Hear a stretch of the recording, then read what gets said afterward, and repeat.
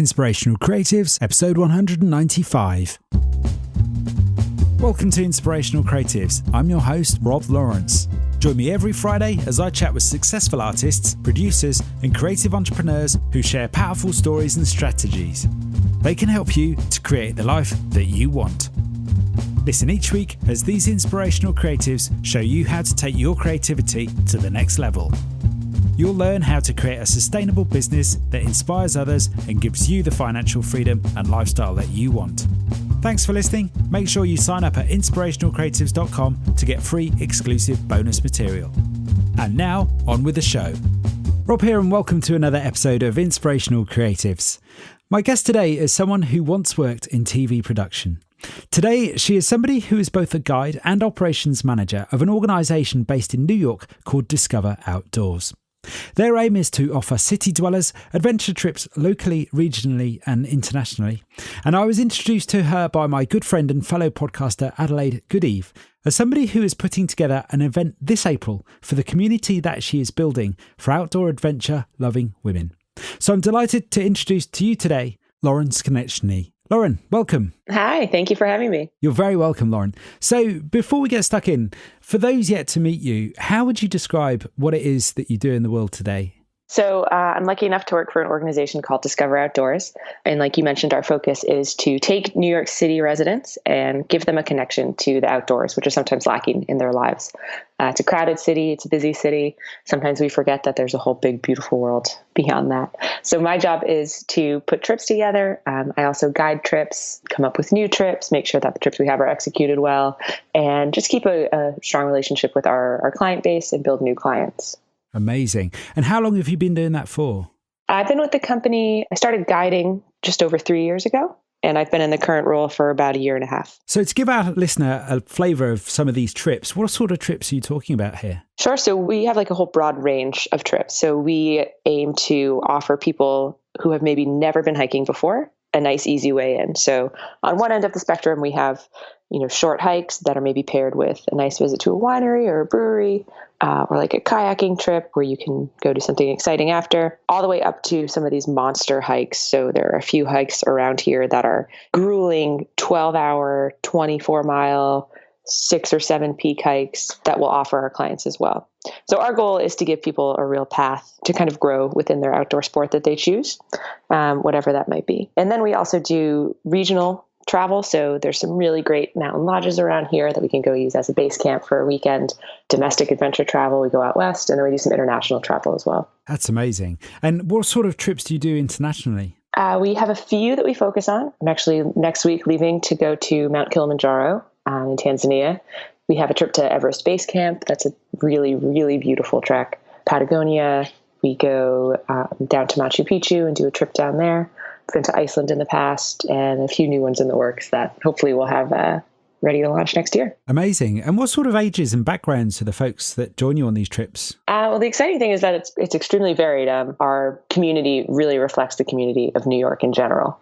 So it's extremely diverse, people of all ages, and people that come from a lot of different places. Nobody in New York, that's not true. Not many people in New York are born and raised here and never leave, at least the people that we meet. So it's really exciting to go out on a trip and hear everyone's stories, hear where they came from, hear how they found their way into the outdoors.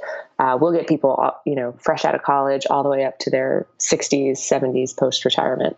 And how big are the groups on these trips? A typical trip is usually around 14 people, usually with one guide or two guides, depending on what the trip is. I'm curious to know, do you get people on the trips that have never been out into the wilderness? Oh, yeah, absolutely. We get people that ask really basic questions, which we love.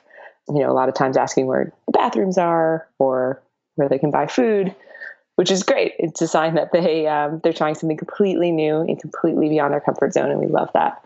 And our goal is to make that first experience, the first time they're kind of dipping their toes into the water, as positive and safe and memorable and fun as we possibly can. What are some of the transformations that you've seen with some of the people on your trips? Hiking is kind of our meat and potatoes. It's what we all love, kind of the most basic outdoor sport.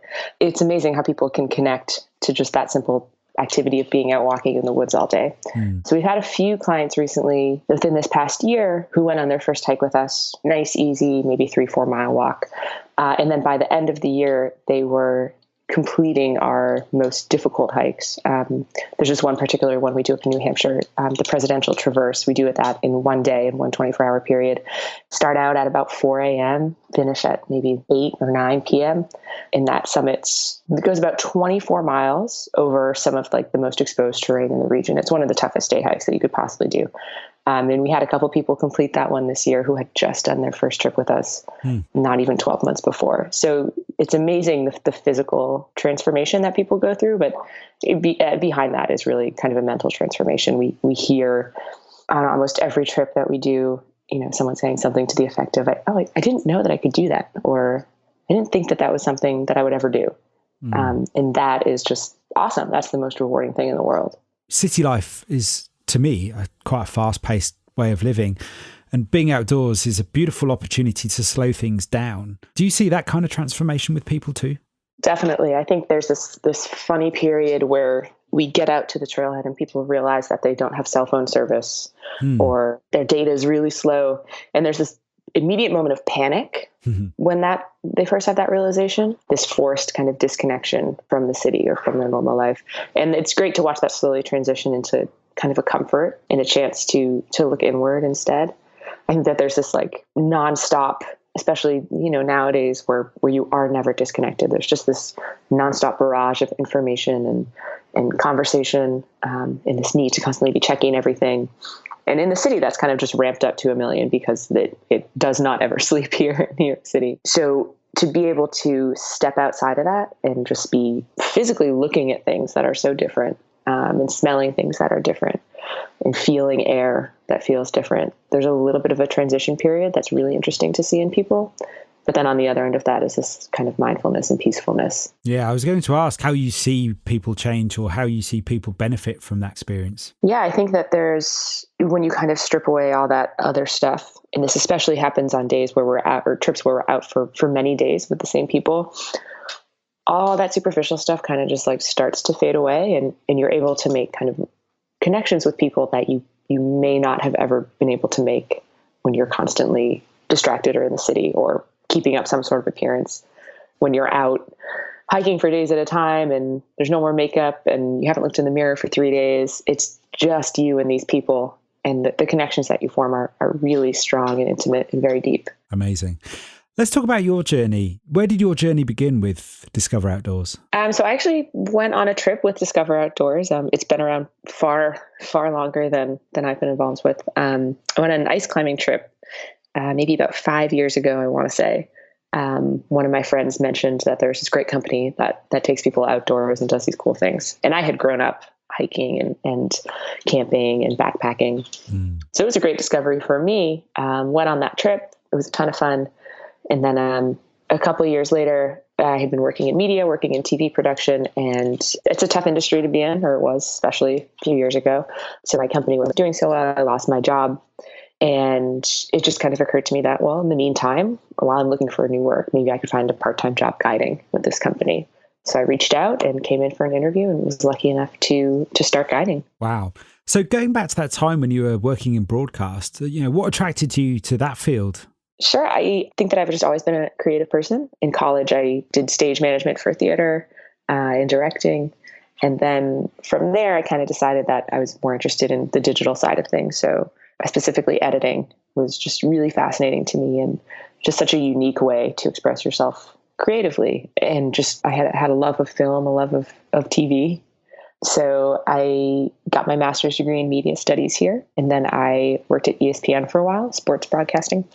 And then from there, just went on to work producing in post-production. Quite a different world, I imagine. It's very different. And it's a little intimidating to just completely make a shift, total 180, to go from sitting in front of edit bays and sitting in front of the computer and dealing with all this tech jargon to talking about hiking trails and kayaking and literally being outside away from technology as a job. It can be a really tough transition to do something like that. What specifically was tough about that transition? What were some of the challenges that you faced when you made that career change? I think it was mostly just what people would think. I think that when you make a career change like that, there is almost a sense of failure or that you're abandoning something.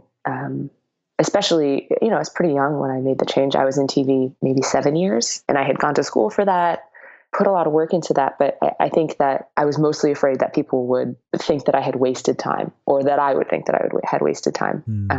And I think that that's pretty common for people that are making a big career change. There's a feeling of, well, I failed at one thing, so I have to try something else. And I think that it's important for people to shift that mentality and realize that even if you work a job that you don't continue for 20, 30, 40 years, you still learn a lot of valuable things from that. And that experience is still very valid and very important, even if you make a transition. Yeah, it is hard because we make these investments, we invest our time and into these talents, these skills and these abilities, and then to decide to do something completely different is a pretty tough thing to do. You mentioned there about your skills and abilities sort of cross-transferring into what it is that you do now. How have you found some of the skills and experiences that you had in TV and broadcast coming across into what it is that you do now? Yeah, it is. It's funny how much overlap there is. You would never think that, I could draw on skills from broadcasting into this job. But in terms of working under pressure, making quick decisions and following through on those decisions, I think that that's the biggest thing. Time management, organization, and creativity. There's a tremendous amount of creativity in the job that I do now, which is wonderful and so rewarding in terms of trip design, in terms of marketing. When you work for a small business, you kind of are able to work through kind of every department. I think just dealing with deadlines and client services also, just understanding where people are coming from, what people want, what people need, and being able to kind of manage all those pieces. Yeah. It's amazing how, one profession can teach you all these life skills that you can use in something completely different. Absolutely. Just going back to what you were saying a moment ago about this kind of fear of failure and these ideas that you had about, I guess, these concerns that you had about what people might think and this sense of failure within yourself is what I was hearing there. What was the reality of that like once you made that transition? Yeah, everyone was super jazzed about what I was going to do.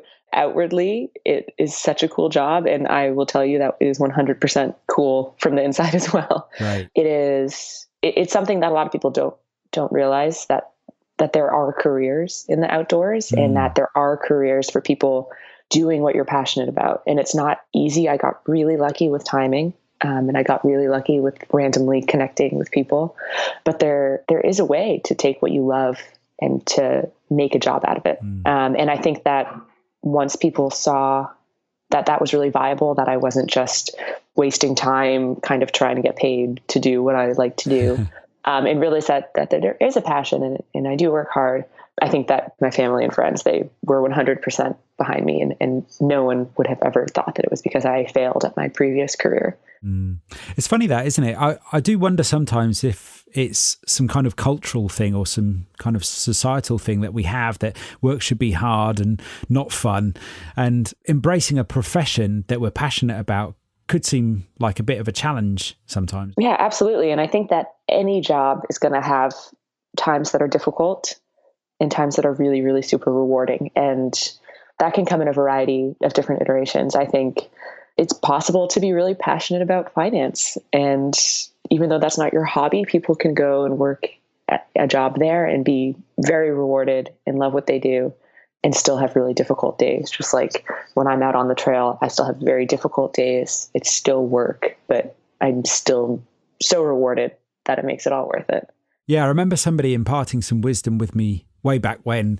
And I said, every job comes with problems. So it's important that you choose a job that has problems that you like fixing. Exactly. So if you were able to go back to that younger Lauren at that time when she was thinking about making that career transition, what advice would you offer her knowing what you know now? Probably that you can't control anything. Stop trying. I think that in general, that's just what people don't realize. I say this being relatively young myself still, so I realize that I don't know much. But what I do know is that, I think people get out of college, they're out of school for the first time and they have this trajectory that they're so set on being on. And what's your 5-year plan? What's your 10-year plan? People feel like they have to know and then have to follow through with that 100%. And any variation from that is failure. And the truth is that things come up in life that you cannot control. The world changes. So the job that you think you might be on the path for may not exist in 10 years. And I think that people stress themselves out so much clinging on to these ideas that they are in any way in control of those things. That's not to say you shouldn't work hard or try, but when something comes along that you weren't expecting or didn't plan for, it's the perspective that you see that with. I think it's embracing that. It's being excited about a new opportunity, a new path, and not necessarily a frustration or a fear that this is somehow going to throw you off track. What do you think's at the core of that in terms of mindset? What do you think it is that you've been able to develop so that you can handle change in that way? I honestly think a lot of it has come from spending time outdoors. I think that is just the most basic lesson in dealing with unforeseen circumstances. When you're out backpacking and now it's raining for 3 days, all right, you can't change it. So how can you adapt and deal with it? Or a piece of your gear breaks. All right, how can you fix it? How can you get by just enough so that you're going to complete this task that you've been on, or just even, survive the next 3 days out in the woods? So for me, that's been the source of a tremendous amount of learning about myself and about how I can deal with those situations and how you can adapt and how you perform under pressure. And that translates back into those kind of bigger picture things. I guess that ability to adapt like that really invokes your own creativity in those situations. Yeah, absolutely. I think that people, when they're under pressure or when they're bored, that's when they come up with the most genius ideas. And that's when you're allowed to just be the most creative. And we don't really get there that much in our current worlds. Everything is so convenient, especially living in a city like New York. You don't really get to that feeling of discomfort where you have to improvise something or you have to come up with a creative idea to get yourself out of a situation. So I think part of what we do by taking people outdoors is kind of give them a little taste of what that's like. What happens when you're in a situation that's really different for you?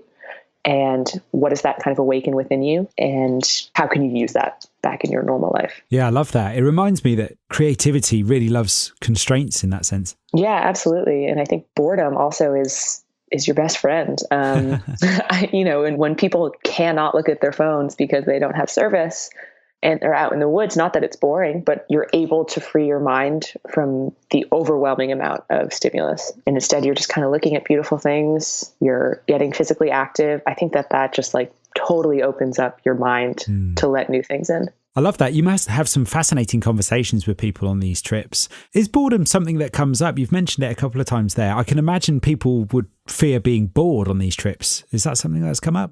It doesn't really when you're in a group setting. There's always somebody that you can talk to, a new conversation to have. But I do a fair amount of backpacking on my own.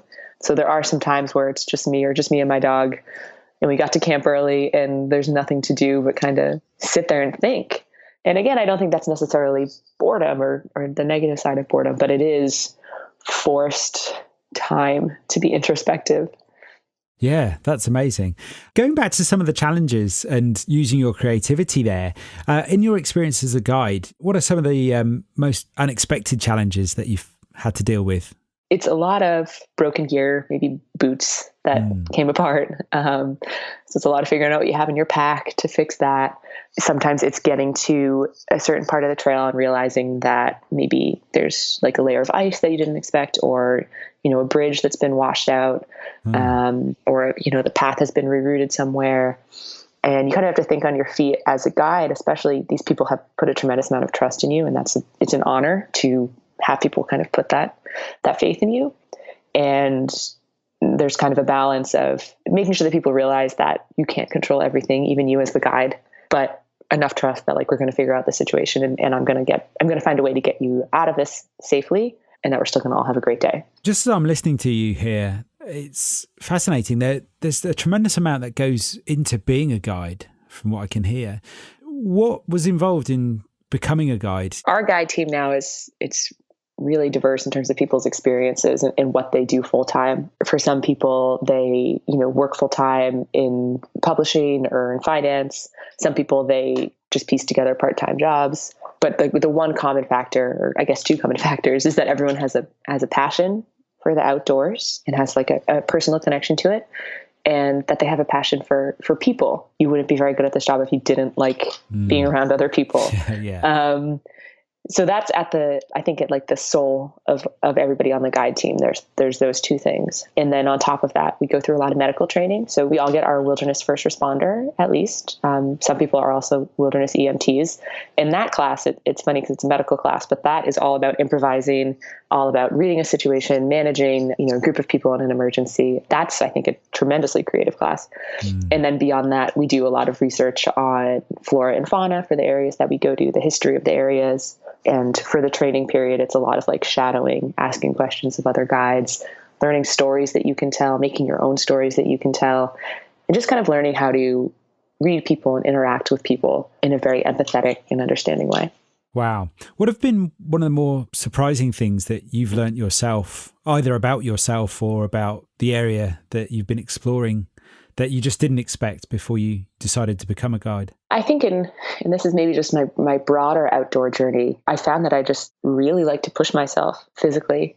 I run ultra marathons now. Wow. And 6 years ago, I didn't even run. I ran a 5K and it was the worst thing that I've ever done.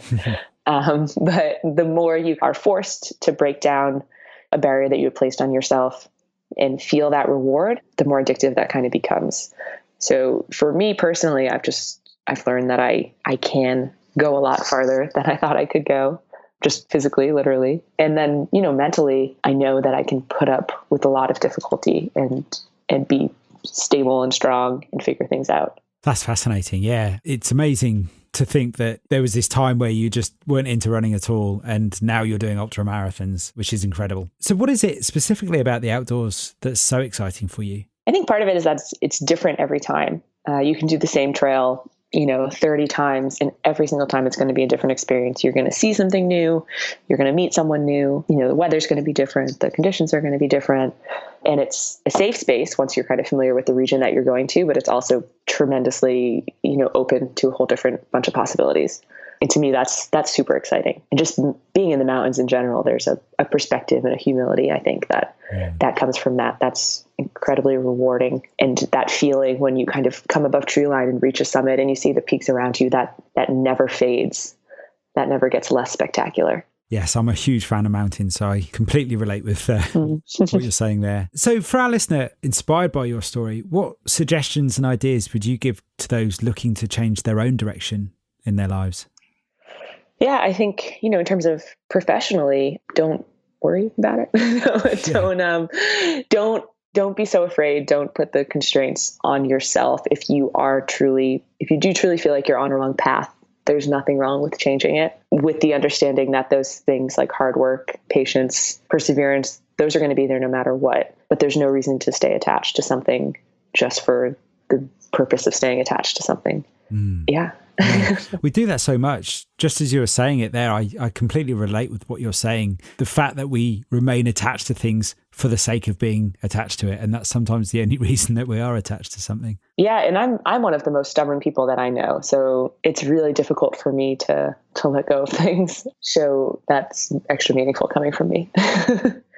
Yeah, that's fascinating. So what's your trick? How do you hack that then from a Lauren perspective in terms of overcoming your stubbornness and not wishing to let go of something? It's taking time to sit down and really put some perspective into things. And for me personally, that does come from getting outside often. Get outside, get a little perspective, ask yourself, do I really need to have this particular thing, controlling me? What might something different look like? If I stay clinging on to this idea or this relationship for another 6 months, what is that going to benefit me? And if that doesn't have a clear answer, then it's time to think about it, I guess. Yeah. I mean, getting outdoors must change your perspective in so many ways. I guess you realize what you need and what you don't need. And it's fascinating you mentioned relationships there, because we're not just talking about material things here. Yeah, this relationships included. Yeah, I think that there's something really scary to a lot of people about being alone with themselves. And when you go out, like I mentioned, I do go out solo quite a bit. There is this return to kind of a basic self and a basic nature that I think a lot of people would benefit from. I am maybe too stubbornly independent, but am very independent as a result of the time that I spent outside. You're out on the trail and you know that there's nobody around for miles and miles, and you need food, you need water, you need shelter.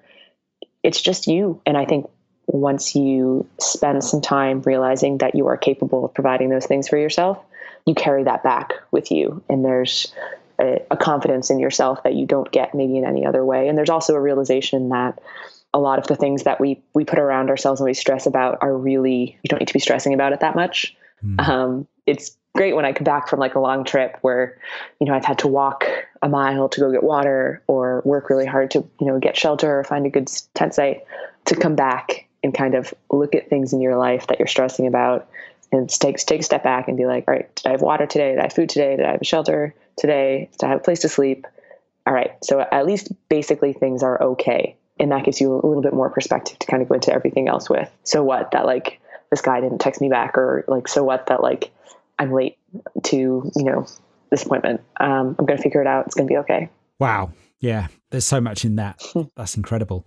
So with all of that in mind, I want to ask you about this event that's happening in April. But before I do, what does success look like for you today, Lauren? It's reflected in other people a lot, I think. I found that it's more rewarding for me now to be a part of somebody's journey as they grow in an outdoor sport, physically, sure, but also mentally and emotionally. It's great to be on that journey. For me, like I said, I know I can do some great things, and that's wonderful. But it's more rewarding to me when, I get a phone call from someone and they're really excited about a trip that they just went on, and they're asking about what they can do next. And you see this potential in them, and this confidence and empowerment that they're going to take with them. And to be a part of that in whatever capacity is really exciting. And that's when I'm most am just like so passionate about this job and so in love with what I do. That's awesome.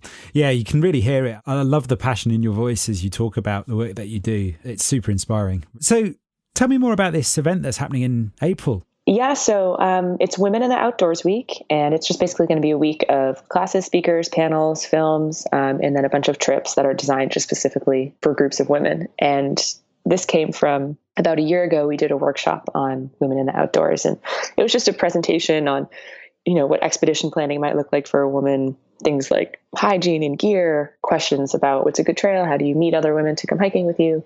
The feedback from that was really great, and it was extremely well attended.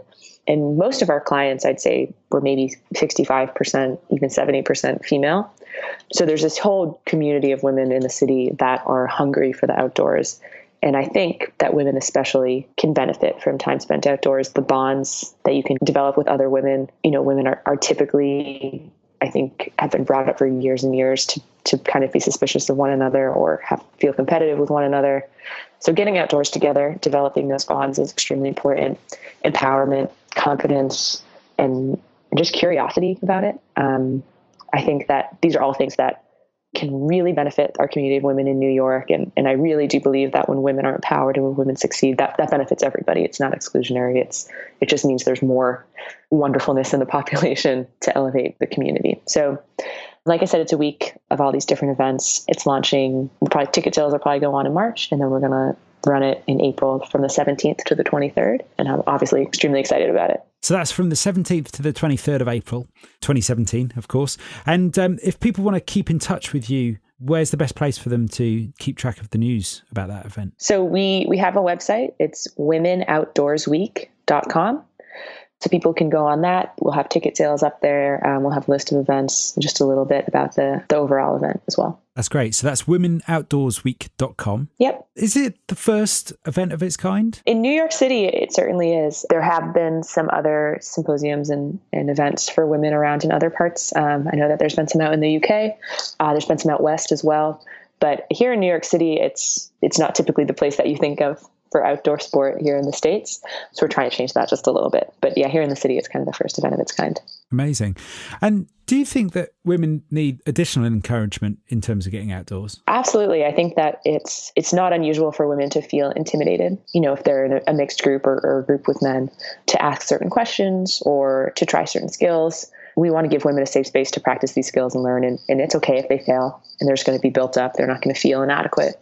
And another kind of perspective that we're working with this week is not necessarily that women need to try and do everything the way that men do in terms of outdoor sport.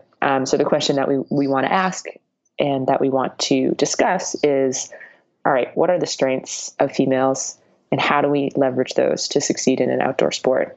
How do we adjust how we paddle? What kind of gear do we use that's more appropriate for our bodies? What sports women are very good at long distance hiking because of the way they metabolize, and their threshold for pain. So how can we do things differently to succeed instead of just how can we try to do things like men? I love that. That's fascinating.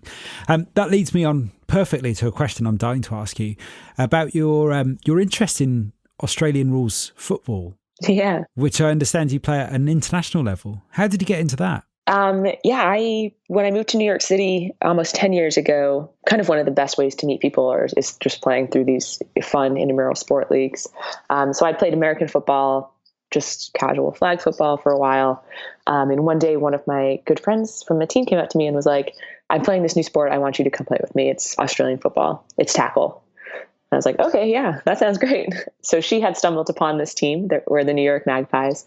She had just stumbled upon them at practice once and was like, what is this sport? This looks crazy. I'm in. So she recruited me. I've been playing this is going to be my fourth season. It's a ton of fun. It's unlike any other sport. And it is, again, speaking of empowering women, this group of women, it's an all women's team. There's a men's club as well.